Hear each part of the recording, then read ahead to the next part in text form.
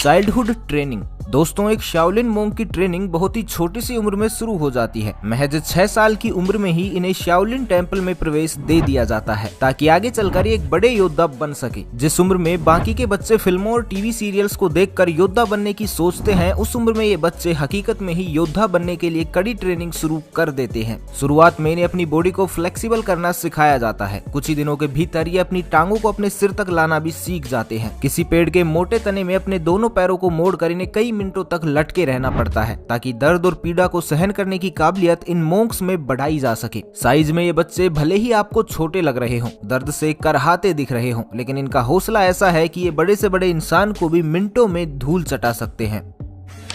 Steel body. दोस्तों, शरीर को लचीला और नाजुक बनाने के बाद अब बारी आती है इस बॉडी को स्टील बॉडी में तब्दील करने की। हर दिन ट्रेनिंग और प्रैक्टिस करके एक शाओलिन मोंक अपने आप को बेहतर से बेहतर बनाने की कोशिश में लगा रहता है। गला हमारे शरीर का सबसे नाजुक हिस्सा होता है। ऐसे में शाओलिन मोंक सबसे ज्यादा काम अपने गले पर ही करते हैं। हर दिन असहनीय दर्द और ट्रेनिंग से गुजरते हुए ये अपने गले की नसों को इतना मजबूत कर लेते हैं कि मजबूत से मजबूत लाठी के वार से भी इनके गले को कोई नुकसान नहीं पहुँचता। उल्टा वो लाठी ही बीच में से टूटकर अलग हो जाती है। गले के साथ साथ ही ये अपनी उंगलियों को भी मजबूत बनाने के लिए ऐसा ही तरीका अपनाते हैं जिसे सुनने मात्र से आपकी हालत खराब हो सकती है। दरअसल अपनी उंगलियों को मजबूत बनाने के लिए एक शाओलिन मोंक 2 वजनी रोलर्स के बीच अपनी उंगलियां रखता है और फिर ऊपर से इस रोलर पर प्रेशर डाला जाता है। दोस्तों, जब भी हमारी कोई उंगली किसी छोटे से गेट में आ जाती है तो हम दर्द के मारे झटपटाते फिरते हैं। तो हाई प्रेशर वाले रोलर्स के बीच में अपनी उंगली डालने पर इन शाओलिन मोंक्स का क्या हाल होता होगा, ये आपने महसूस तो जरूर कर लिया होगा। लेकिन सिर्फ इतना ही नहीं, जहां आम इंसान को अपने दोनों हाथों पर पुशअप्स लगाने में भी दिक्कत होती है, तो वहीं शाओलिन मोंक अपनी दोनों उंगलियों पर पुशअप्स करते हैं। ये अपनी उंगलियों को इस कदर मजबूत बना लेते हैं कि अपनी उंगलियों से ये पेड़ के तने तक में भी छेद कर सकते हैं और अपने शरीर का पूरा वजन केवल एक उंगली पर रोक कर रख सकते हैं। इस एक्सरसाइज को डायमंड फिंगर या आयरन फिंगर एक्सरसाइज के नाम से जाना जाता है। उंगलियों और गले को मजबूत बनाने के साथ साथ शाओलिन मोंक अपने शरीर के छोटे से छोटे हिस्से पर भी काम करते हैं। इवन अपने प्राइवेट पार्ट्स को ये इतना मजबूत कर लेते हैं कि फिर आप इस जगह पर इन पर पत्थर से हमला करें या लाठी से, एक शाओलिन मोंक को इस बात से कोई फर्क नहीं पड़ता। लेकिन ये सब यूं ही नहीं मिलता, बल्कि सालों की कड़ी मेहनत और दर्द से गुजरने के बाद जाकर मिलता है एक शाओलिन मोंक को चट्टान सा मजबूत शरीर और पहाड़ सा मजबूत हौसला।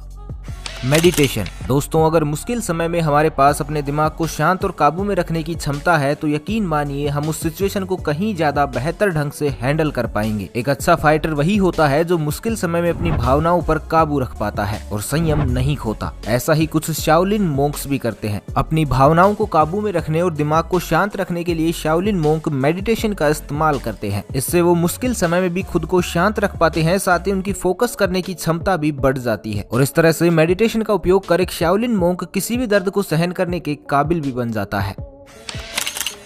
Skill improvement. दोस्तों, एक शाओलिन मोंक बनने के लिए कड़ी और बेहतर ट्रेनिंग के साथ साथ अपनी स्किल्स को इम्प्रूव करना भी बेहद जरूरी है। इसमें सबसे पहले हाथ और पैरों से लड़ना सिखाया जाता है। हाथ और पैरों से लड़ने में पूरी तरह दक्ष हो जाने के बाद ही हथियारों से लड़ना सिखाया जाता है। हाथ और पैरों को मजबूत करने और उनकी क्षमता बढ़ाने के लिए अलग अलग तरह के तरीके अपनाए जाते हैं, जिसमें से एक में शाओलिन मोंक्स को कुछ इस तरह से 2 पिलर्स पर खड़ा होना होता है। इसके बाद उनके दोनों हाथों में पानी से भरी 2 बाल्टियां थमा दी जाती हैं। साथ ही शरीर का संतुलन बनाने के लिए दोनों कंधों और सिर पर कटोरे भी रख दिए जाते हैं। एक शाओलिन मोंक को दर्द सहते हुए काफी देर तक खुद को इसी स्थिति में बैलेंस करना होता है। इसके लिए हर एक स्टूडेंट में पावर और सेल्फ कंट्रोल का होना बेहद जरूरी होता है। साथ ही सीढ़ियों पर नीचे से ऊपर चढ़ने और फिर ऊपर से नीचे की ओर आने की इनकी कला भी बेहद अनोखी होती है और अगर इस दौरान कोई गलती होती है तो उसकी सजा भी बहुत बड़ी होती है, क्योंकि असफलताओं के लिए शाओलिन टेम्पल में कोई जगह नहीं है। Final examination. दोस्तों, हर इंसान की काबिलियत को मापने व परखने के लिए परीक्षा ली जाती है। हम सब भी बचपन से ही स्कूल और कॉलेज में परीक्षाएं देते आए हैं। इवन इसके बाद भी जॉब लेने के लिए हमें परीक्षा देनी पड़ती है और अगर हम किसी परीक्षा में फेल हो जाते हैं तो 1 साल बाद ही हमें वापस से उस परीक्षा में बैठने का मौका भी मिल जाता है। लेकिन शाओलिन टेम्पल में ऐसा नहीं होता। एक बार फेल हो जाने के बाद 3 साल बाद ही उन्हें ये मौका फिर से मिल पाता है। इसी कारण इस परीक्षा में पास होने के लिए मोंक्स कड़ी मेहनत करते हैं। अंतिम परीक्षा में उन्हें कैसे ऐसी स्टाइल में परफॉर्म करना होता है जिसमें उन्हें सबसे ज्यादा महारत हासिल होती है, यानी उस स्टाइल में उन्हें कोई भी मात ना दे सके। दोस्तों, इस फाइनल एग्जाम में पास होने वाले मोंक्स की संख्या बेहद कम होती है, क्योंकि इतनी कठिन ट्रेनिंग को पास कर पाना हर किसी के बस की बात नहीं होती। और कुछ इस तरह से सालों की कड़ी ट्रेनिंग और असहनीय दर्द को झेलकर अंतिम परीक्षा पास करने के बाद तैयार होता है एक योद्धा, शाओलिन मोंक, जिसे हरा पाना हर एक योद्धा का सपना होता है। लेकिन ज्यादातर योद्धाओं का ये सपना ही रह जाता है, क्योंकि इतनी कड़ी ट्रेनिंग से गुजरने के बाद इन्हें हरा पाना किसी के भी बस की बात नहीं होती। तो दोस्तों, अब तो आप ये समझ ही गए होंगे कि आखिर क्यों शाओलिन मोंक दुनिया के सबसे खतरनाक योद्धा हैं और क्यों इनको हराना आसान नहीं है। तो आपको ये वीडियो कैसा लगा हमें कमेंट बॉक्स में जरूर बताइएगा। तो बस आज के लिए इतना ही, मिलते हैं अगले वीडियो में। तब तक के लिए खुश रहें, मस्त रहें, हंसते रहें। भगवान करे आप सभी का दिन शुभ हो।